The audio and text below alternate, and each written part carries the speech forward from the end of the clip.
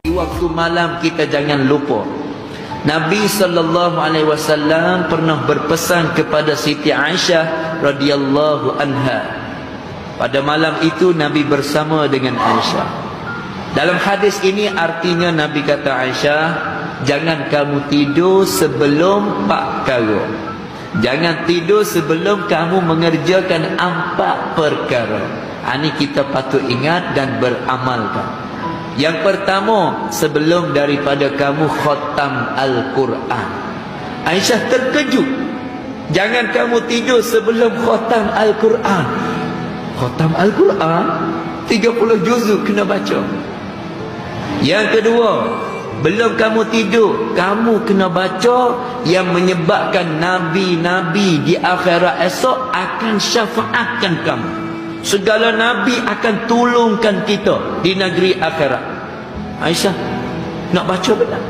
Yang ketiga, kamu kena reda segala manusia belum tidur, dan manusia semua akan sayangkan kamu. Yang keempat, sebelum tidur kamu kena pergi mengerjakan haji dan umrah. Masya Allah. Aisyah bertanya, ya Rasulullah, bagaimana aku nak tidur, aku nak khatam Al-Quran, aku nak mengerjakan haji dan umrah. Nabi senyum. Dalam hadis sebut Nabi senyum lihat kepada Aisyah. Nabi berkata, Aisyah, belum kamu tidur kamu baca suratul Ikhlas 3 kali. Bismillahirrahmanirrahim. Qul huwallahu ahad, Allahus samad, lam yalid wa lam yulad wa lam yakul lahu kufuwan ahad. 3 kali baca, pahala seperti khatam Al-Quran. Oh, Aisyah kata mudah sangat. Ingat kata kena khatam 30 juz baca. Alhamdulillah. Yang kedua, segala Nabi akan syafaat kamu akhirat esok. Kamu selawat kepada aku. Bagaimana selawat? Allahumma salli ala Muhammad wa ala ali Muhammad. 3 kali baca, akhirat nanti segala Nabi-Nabi akan panggilkan kita untuk syafaat kita. Di mana orang yang masa hidup di hari itu dia bacakan selawat kepada aku? Mana?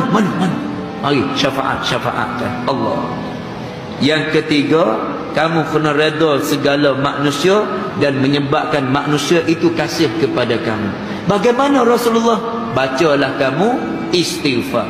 Astaghfirullahalazim. Tambah lagi. Alladzi la ilaha illa huwal hayyul qayyum wa atubu ilaih. 3 kali baca. Astaghfirullahalazim alladzi la ilaha illa huwal hayyul qayyum wa atubu ilaih. Baca ya.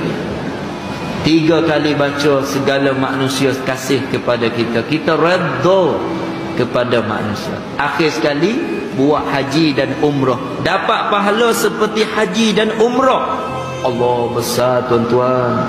Iaitulah Nabi kata tasbih subhanallah walhamdulillah wa la ilaha illallah wallahu akbar.